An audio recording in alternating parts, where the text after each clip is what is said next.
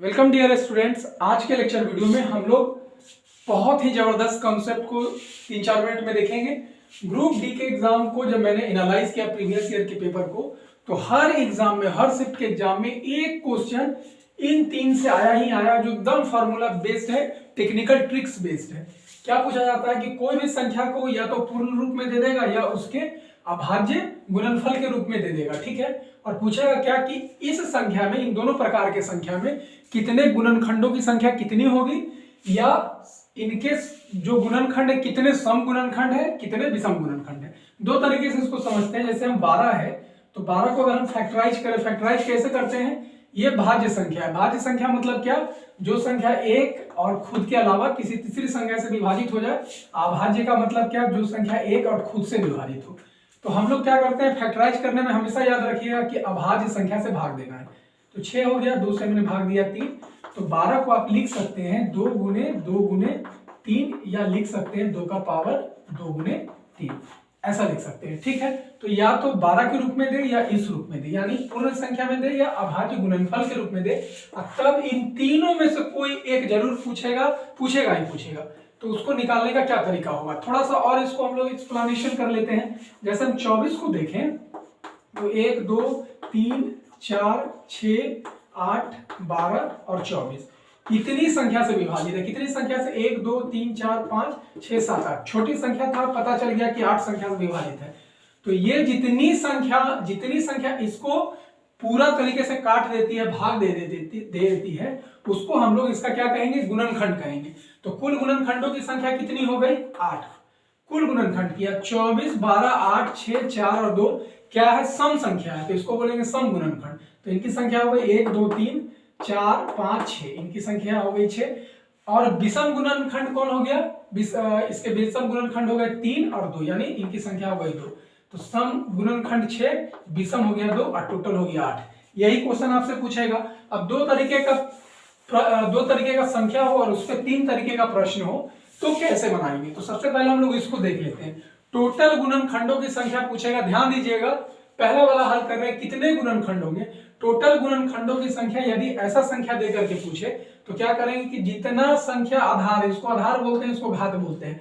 2 5 7 क्या है, आधार है। 3 7 21 घात है।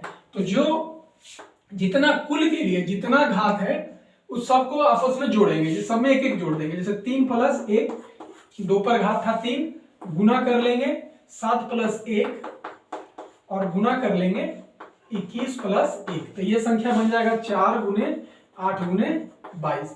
8 चौक 32, 32 गुने 22, 2 दूना 4, कितना हो जाएगा 6 और 2 दूना 4 10, हाथ में 1, 3 दूना 6 1 7, यानी टोटल गुणनखंडों की संख्या कितनी हो गई, 704। ध्यान दीजिएगा, टोटल गुणनखंडों की संख्या हो गई 704। अब बोल दिया क्या कि सम गुणनखंडों की संख्या क्या होगी। तो सम गुणनखंड के लिए कभी भी अभाज्य संख्या में 2 ही एकमात्र संख्या जो है सम, तो इसको छोड़ देना है, ठीक है। इसका जो पावर है जस का तस छोड़ देंगे।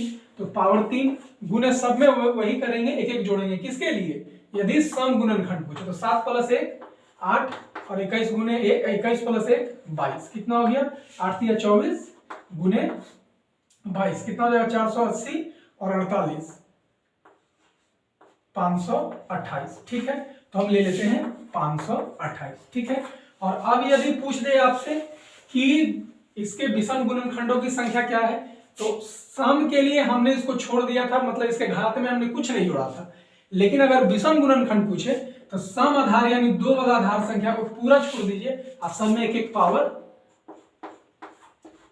में जो है एक एक जोड़ करके उसको गुना कर लीजिए। 8 और गुने 22 कितना हो जाएगा, हम इसको करेंगे 8 × 16, हाथ में 1, 8 × 16 176, ठीक है। अब 176 इसमें जोड़ लेते हैं, कितना हो जाएगा 8 से हो जाएगा 4, हाथ में 1, 7 2 9 1 10, हाथ में 1, 5 1 6 1 7 हो गया। सम गुणनखंड, विषम गुणनखंडों की संख्या और कुल गुणनखंडों की संख्या, ये तो हो गया घात वाला संख्या का।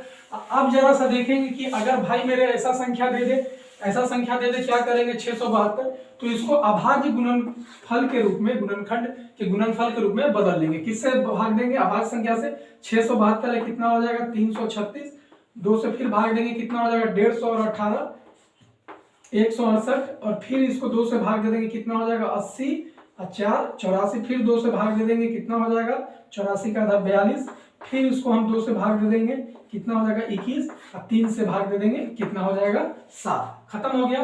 1 2 3 4 5, 2 कितने जगह है 5 जगह, गुने 3 गुने 7। ये संख्या कुछ इस तरीके से बन गया।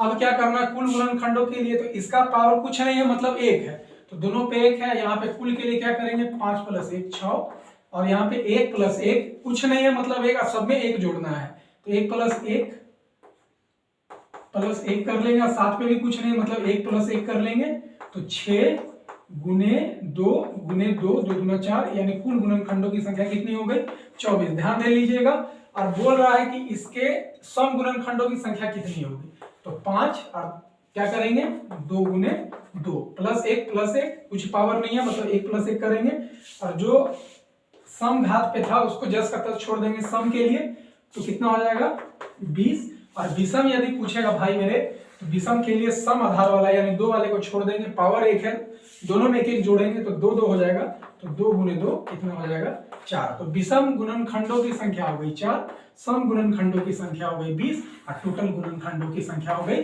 24। तो आशा करते हैं कि आपको आज का जो ट्रिक्स है, टेक्निक है, बहुत अच्छा लगा होगा। यदि ऐसा है तो आप हमारे चैनल को सब्सक्राइब करें, इस वीडियो को बहुत से बहुत लाइक शेयर करें, और मैं अब ऐसे बहुत सारे ट्रिक्स आप लोगों के सामने 1 बाय 1 लेकर के आऊंगा।